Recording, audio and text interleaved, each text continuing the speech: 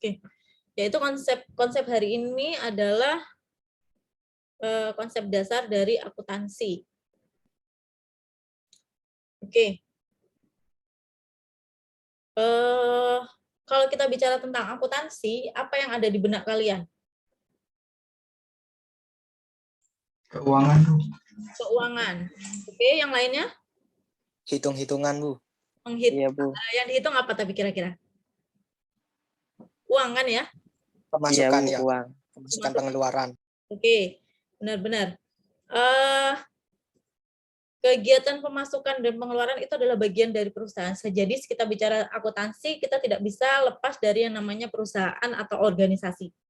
Oke, jadi mau bicara tentang akuntansi, kita bicara dulu tentang perusahaan. Perusahaan ini diartikan sebagai organisasi. Organisasi itu kumpulan dari orang-orang. Jadi tidak bisa kalau satu orang sendiri. Minimal organisasi itu terdiri dari kumpulan orang, minimal 2 orang, gitu ya. Oke. Tapi perusahaannya adalah organisasi yang terstruktur, yang tugasnya, kerjaannya gitu ya, mengolah sumber daya, input gitu ya, bahan-bahan input, faktor-faktor input menjadi output gitu ya. Apa saja inputnya, itu bisa jadi bahan baku, tenaga kerja itu termasuk input, kemudian mesin, itu semua adalah sumber daya atau inputnya, dikelola menjadi output. Apa bedanya sama produksi gitu ya, sama produsen? Ya, salah satu kegiatannya perusahaan itu adalah produsen gitu.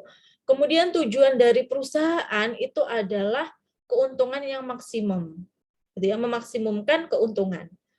Oke, yang dinamakan untung tuh yang gimana coba? Ini Kita saya dapat laba. kenapa? Kita mendapatkan laba dari modal awal. Oke, laba dari modal awal. Berarti laba itu apa? Keuntungan. Ya, benar. Yang dianggap untung itu gimana? Saya untung nih, nggak rugi. Nggak min, Bu. Oh, nggak minus. Dari Oke. modal. Dari modal awal. Jadi kalau modal awalnya itu 100, saya dapatnya 150, saya untung 50, gitu ya? Ya. Halo? Ya, begitu ya. Jadi yang namanya keuntungan itu adalah selisih antara modal dengan pendapatan ya.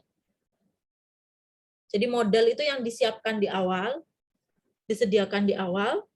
Kemudian kalau pendapatan itu dari hasil kegiatan. Kalau kalian itu dagang, ya pendapatannya dari hasil penjualan. Kalau kalian itu menyewakan tempat, ya berarti pendapatannya dari sewa, gitu ya. Kalau kalian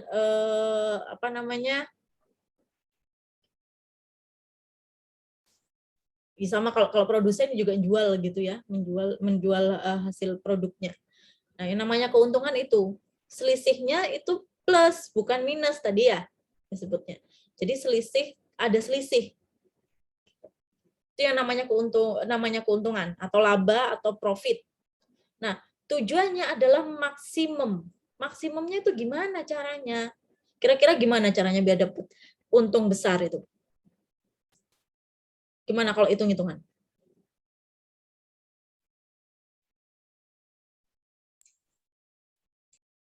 Memperhitungkan pengeluaran walaupun itu sedikit jumlahnya. Biaya ya. Saya anggapnya sebagai biaya ya. Ya. Oke. Jadi saya paham yang dimaksud sama Zainul itu maksudnya gini. Kalau kita beli baju mau dijual lagi, gitu ya. Itu yang dihitung bukan hanya harga beli bajunya saja, gitu ya. Maksudnya gitu. Iya. Tapi juga ada transportnya ya. Juga ada parkirnya kalau pakai kendaraan pribadi. Terus ongkos capeknya itu juga dimasukkan ke dalam harga pembelian barang. Ya, maksudnya begitu. Ya. Oke, ya. Intinya memang kita mau menghitung gini.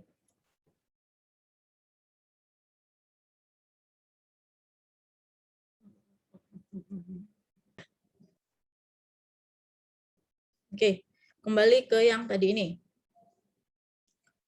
Kemudian jenis perusahaan itu ada namanya perusahaan jasa, ada perusahaan dagang, ada perusahaan manufaktur, pabrikan.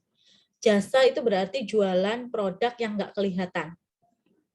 Kayak apa contohnya? Contohnya kayak hotel. Hotel lo kan ada Bu kasurnya, kamarnya, tapi apa kasur kamarnya dibawa pulang? Enggak kan ya. Jadi kalian cuma merasakan manfaatnya saja. Jadi kalian bisa tidur di hotel gitu ya. Kemudian merasakan jasa layanan yang ada di sana gitu ya, service, room service kayak gitu. Apa namanya, makanan yang ada di sana, tapi pulang dia pulang kembali, nggak dibawa semuanya itu namanya perusahaan jasa. Yang lain contohnya apa lagi ya, kayak Gojek gitu, kalian nggak bawa pulang motornya gitu, cuma bawa dianterin. Kalau perusahaan dagang ya jualan dagang, jualan produk nyata. Kalian beli baju dipakai ya, dibawa pulang kan bajunya. Kalian beli apa namanya, motornya dibawa pulang, dipakai. Kalau kalian sewa, ya berarti kalian itu namanya itu tadi perusahaan jasa, menyewakan. Gitu. Kalau manufaktur ini yang produsen, gitu ya.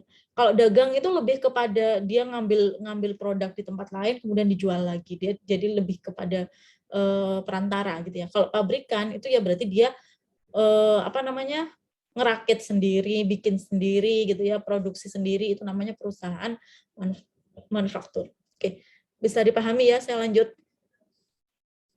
Oke, nah ini akuntansi.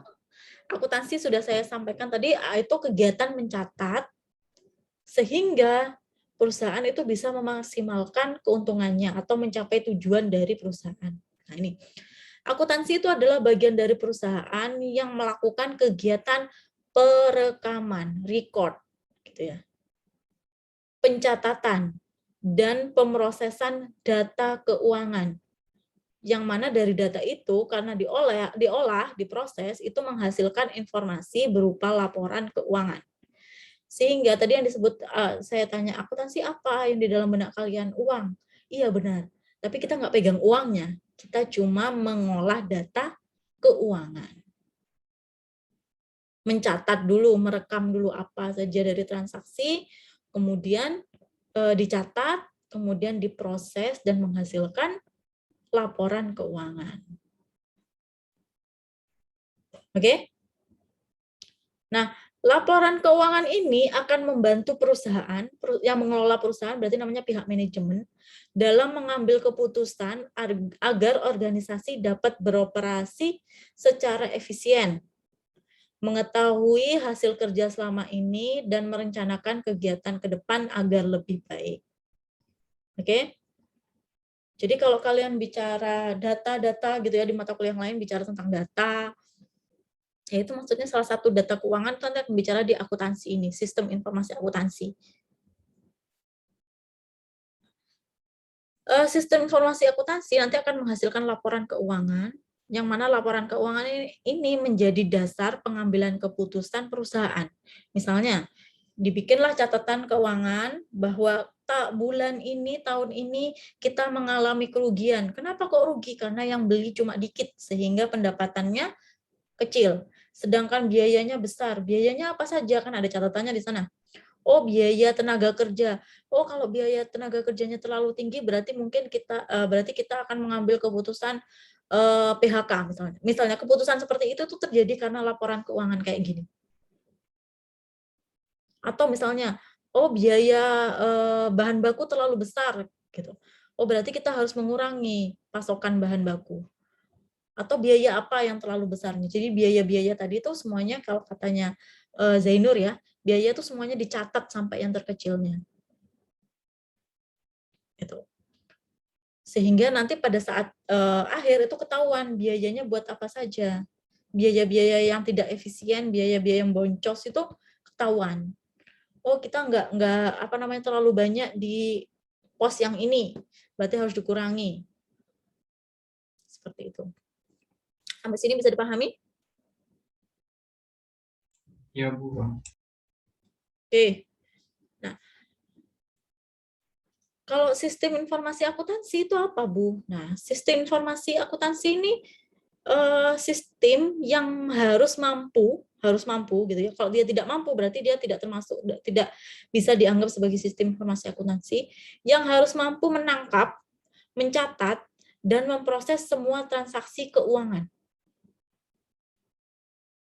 Kayak gitu. Kemudian apapun bentuk transaksi bisnis tersebut, sistem informasi harus mengidentifikasi transaksi yang untuk dicatat, menangkap semua detail penting dari transaksi, memproses detail transaksi dengan benar ke dalam akun yang benar, memberikan laporan untuk eksternal dan internal. Jadi pihak-pihak yang menggunakan informasi itu adalah pihak internal dan pihak eksternal.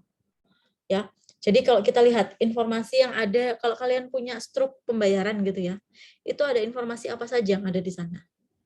Coba kalian lihat. Di situ kalau kita lihat di bagian atas itu ada nama usahanya gitu ya, nama unit usahanya. Kemudian biasanya kalau perusahaan-perusahaan yang sudah mapan itu ada nomor NPWP di sana. Gitu ya. Kemudian ada tanggal, jam gitu. Nah, itu semuanya harus dicatat. Jadi nanti misalnya dari laporan tanggal dan jam misalnya. Perusahaan itu akan tahu, oh pada jam sekian ini banyak yang melakukan pembelian. Oh pada tanggal sekian itu cuma sedikit yang beli. Itu dari data tadi, dari data pembelian. Oh kalau saya bikin bayangan saya misalnya kayak Indomaret gitu kan ya, Indomaret, Alfamart. Oh kalau saya bikin promo, biasanya kan pada hari Jumat, Sabtu, Minggu itu kan ada promo produk-produk tertentu gitu ya. Kalau kita bikin promo, produk-produk tersebut laris, banyak yang beli. Kalau kita tidak bikin promo, produknya nggak ada pembelian. Itu semua data diambil dari situ, dari data transaksi penjualan. Kemudian dilaporkan ke akun-akun yang benar, harus benar.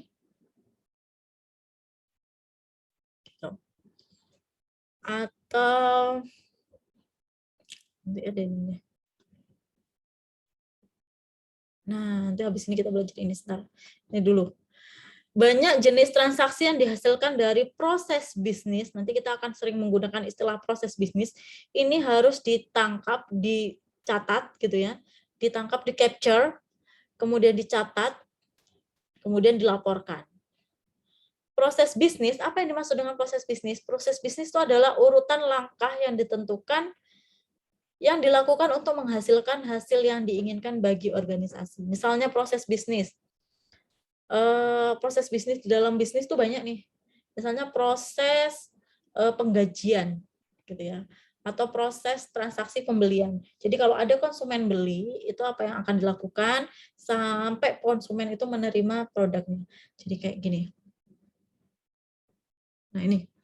Kalian tahu apa ini? McDonald. Oke, McDonald walaupun cuma kelihatan Donald-nya tok ya. Apa yang dilakukan orang-orang ini? Antri untuk membeli makanan. Untuk melakukan pembelian gitu ya. Nah, terus di sini ada yang melayani nih, ya. Yang melayani nanti nanya, mau beli apa gitu ya. Mau pesan apa gitu ya. Nanti orangnya akan melihat dengan di menu-menu yang ada di atas ini gitu ya. Di sini juga misalnya ada promo, akan kelihatan juga promonya di atas ini. Kemudian dia pesan, melakukan pembayaran, kemudian akan menerima produk yang dibeli. Oke. Nah, di sini ini satu proses bisnis terjadi di sini. Dari perusahaan McDonald yang sedemikian besarnya.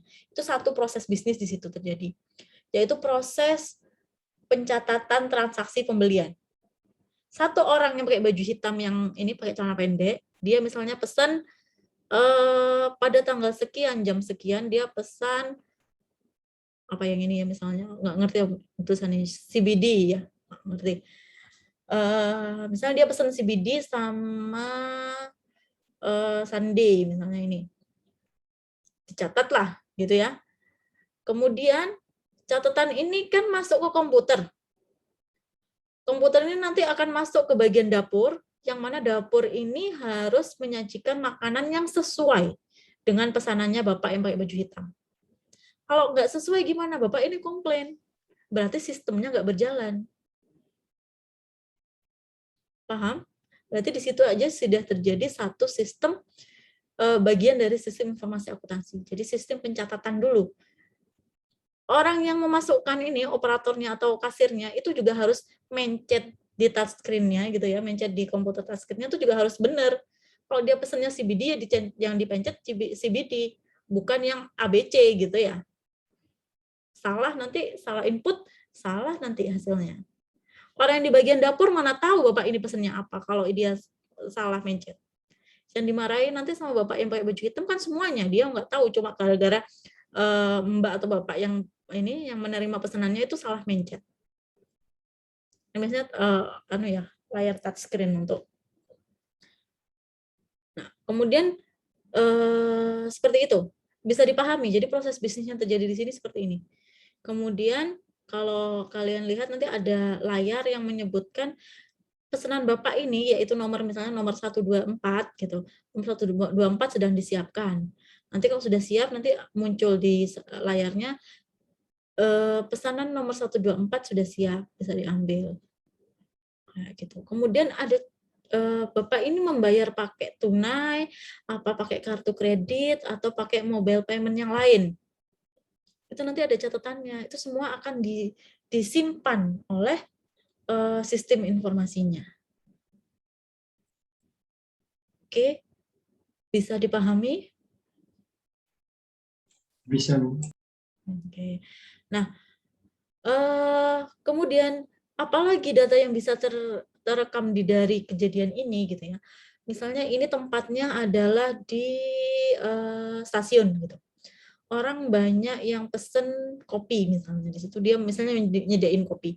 Sehingga catatan penjualannya di sana banyak kopinya gitu.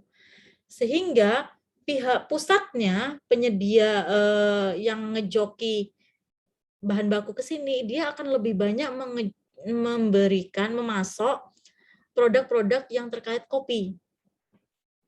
Kalau data itu nggak nyampe ke pusat, nanti sama pusat dikiriminya sama aja kayak gerai-gerai yang lain, outlet-outlet yang lain. Nah, itu juga dari data tadi, data pembelian tadi harus tersimpan, kemudian diolah.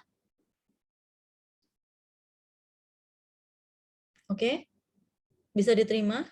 Jadi dari satu kejadian ini, dari proses pembelian ini akan mempengaruhi banyak hal. Makanya kalau di catatan pembeliannya ini itu rapi, biasanya di dalamnya, di belakangnya itu juga rapi. Oke? Selanjutnya. Sistem informasi itu adalah perkembangan dari teknologi.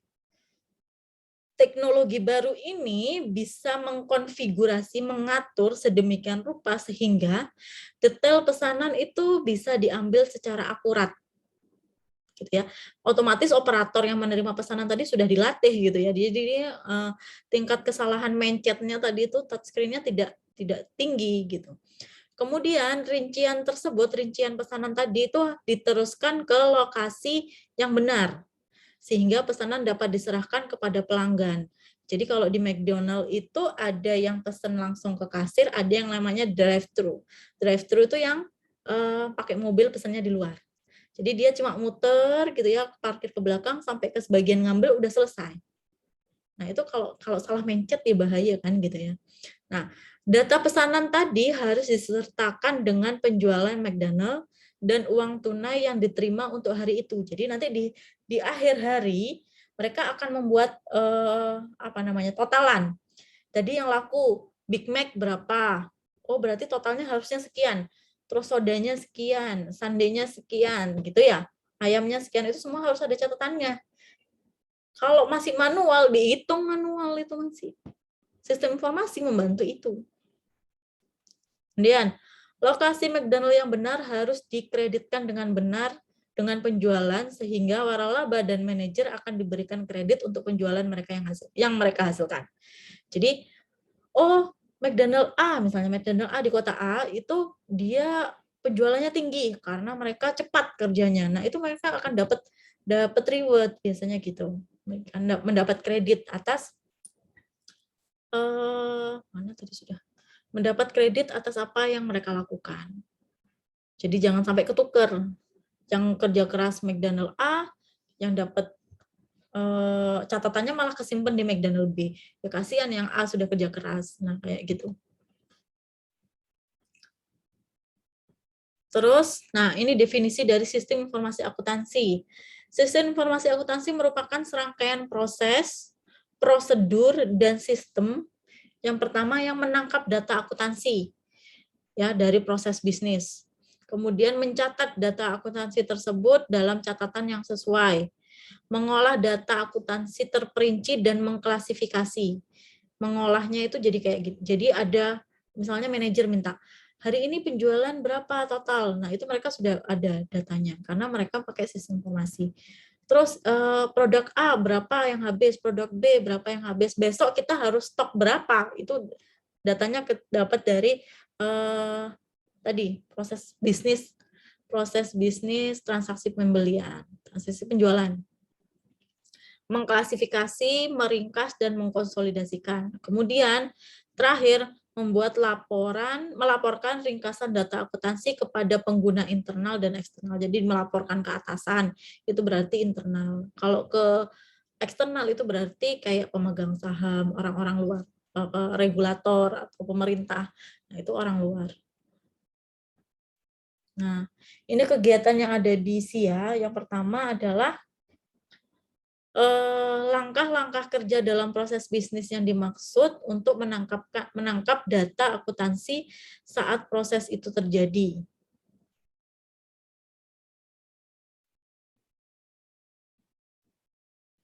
Sebentar ya.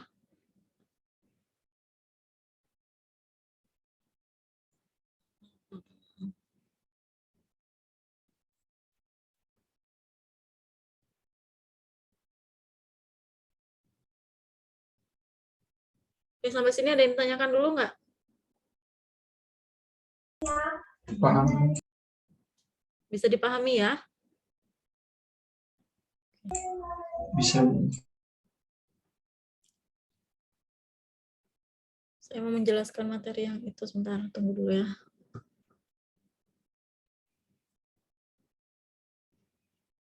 Oke, ini.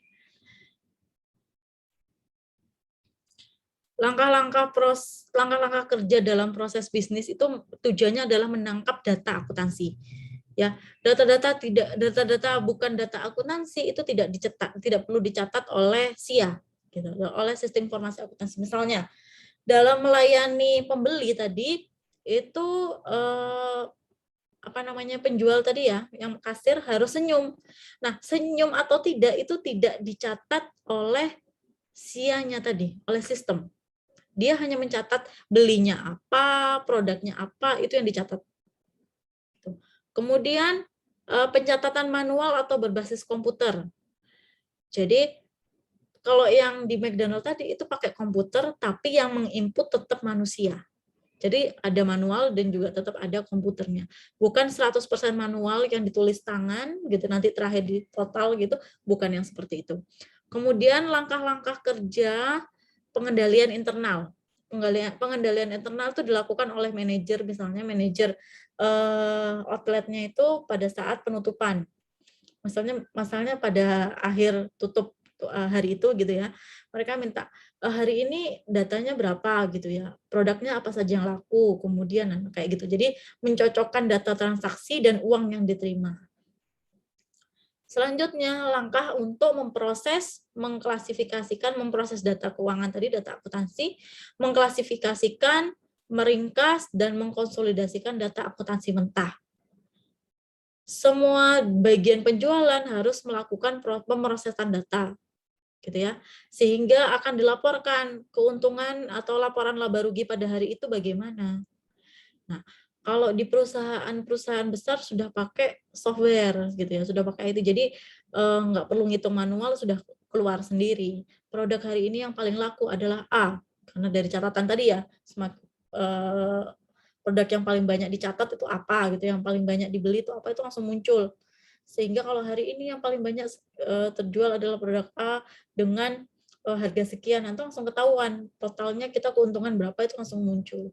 Tapi ternyata masih ada yang melakukan itu secara manual, gitu loh. Kemudian langkah kerja untuk menghasilkan laporan keuangan baik untuk internal maupun eksternal. Selain itu, laporan keuangan eksternal itu dilakukan pada akhir tahun untuk mengetahui kondisi atau keuntungan atau kerugian perusahaan pada 1 tahun buku. Oke.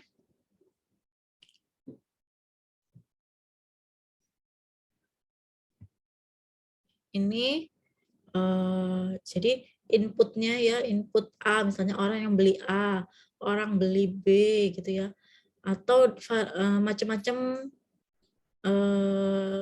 proses bisnis, misalnya ini beli barang, ini beli bahan baku, ini penjualan, ini penggajian, itu kan satu kegiatan sendiri ya, penggajian. Kemudian ini apa namanya, sewa tempat gitu ya, itu kan satu kegiatan yang lain. Semuanya nanti dicatat di sini, diproses, di recording, itu disimpan, diklasifikasikan, summarizing, diringkas, consolidating, nanti dibikin laporan. Kemudian outputnya ini ya, cek, report, dokumen.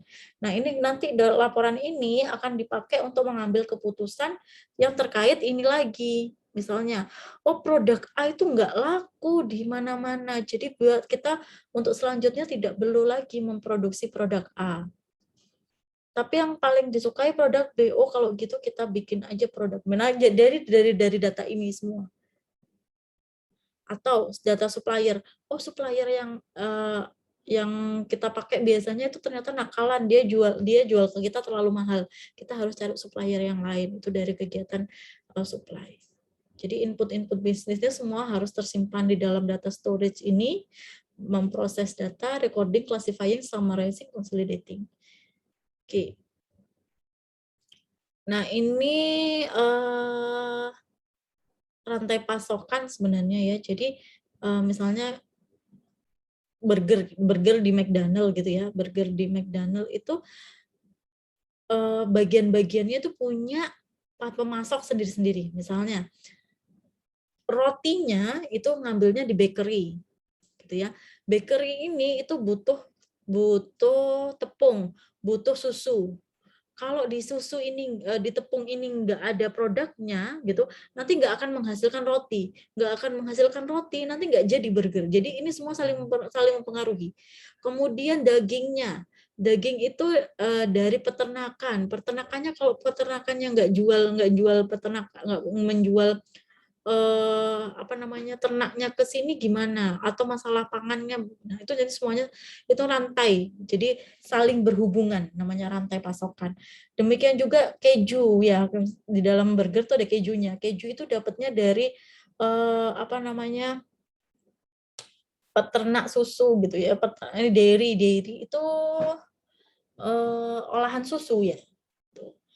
Jadi kalau ternaknya itu ngambek nggak menghasilkan susu, nanti akan mempengaruhi keju. Kejunya nanti kalau burgernya nggak ada kejunya, nggak jadi burger lagi gitu. Nah, kayak gitu. Jadi semuanya ini akan mempengaruhi. Setiap produk yang ada di sini gitu ya, McDonald sudah memikirkan sampai ke ujungnya. Kalau satu bermasalah akan mempengaruhi yang lainnya. Nah, ini hubungan proses bisnis di seluruh rantai pasokan. Jadi saling mempengaruhi. Nanti dikumpulkan di sini, baru disebarkan di outlet 1, outlet 2, outlet 3. Baru diserahkan ke konsumen. Jadi mulai dari sini sampai ke sini itu disebut rantai. Ke sini, ke atas, ke bawah. Oke. Nah, ini kita bicara tentang akuntansi, persamaan akuntansi. Kalau tadi itu kita bicara tentang sistem informasi akuntansi, ini kita bicara tentang akuntansi. Di dalam akuntansi itu ada yang namanya aktiva, pasiva. Kemudian ini, saya mau cerita gimana? Ceritanya gini. Kalau kalian bikin usaha gitu ya, itu yang apa yang pertama kali dibutuhkan? Halo? Modal. Oke, Oke, di sini kita bilangnya modal. Untuk bisa menentukan modalnya berapa, kalian akan menghitung-hitung dulu. Saya mau mendirikan coffee shop gitu ya, toko warung kopi. Berarti saya butuh tempat. Saya butuh peralatan-peralatan bikin kopi, mulai dari saya mau kopi yang gimana ya gitu ya. Oh, yang kopi-kopi espresso. Berarti saya butuh mesin espresso nih. Saya butuh steamer gitu ya. Saya butuh grinder untuk nge-grind bean kopinya. Nah, itu kalian hitung. Oh, butuhnya banyak nih. Nah, saya punya uang berapa? Cukup nggak? Oh, ternyata kurang. Gitu. Berarti kalian nanti akan melakukan hutang, melakukan pinjaman. Atau sekalian uangnya cukup nih. Oh, saya cukup nih, butuhnya untuk mendirikan usaha ini butuh. Berarti nanti modalnya kalian akan digunakan semuanya untuk beli aset. Tapi kalau kalian uangnya modalnya itu kurang, kalian akan melakukan pinjaman. Pinjaman akan menjadi hutang bagi kalian. Jadi hutang ditambah modalnya kalian itu dipakai untuk beli aset, untuk sewa tempatnya, untuk beli mesin-mesinnya, untuk beli kopinya, bahan bakunya, itu semuanya jadinya seperti itu. Jadi paham ya, maksudnya persamaan ini yang sebelah kanan itu hutang plus modal sama dengan aset. Nah, ini maksudnya kayak gitu. Jadi hutang ditambah modal itu digunakan untuk membiayai aset. Ya, itu persamaannya. Jadi kalau dibalik ya, aset sama dengan hutang plus modal. Tuh.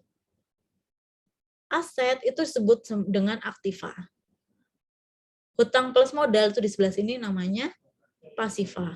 Kalau kayak saya gambar di sini, ini pakai neraca, pakai timbangan. Nah, timbangan ini harus sama. Nggak mungkin berat sebelah lah. Kalau mau berat sebelah ini dibiayai pakai apa? Misalnya beli motor. Kalau motornya punya sendiri, ya jadi ini namanya modal. Kalau nggak ada di modal, nggak ada hutang, kok tiba-tiba punya motor? Nah, ini nggak bisa. Nggak masuk akal.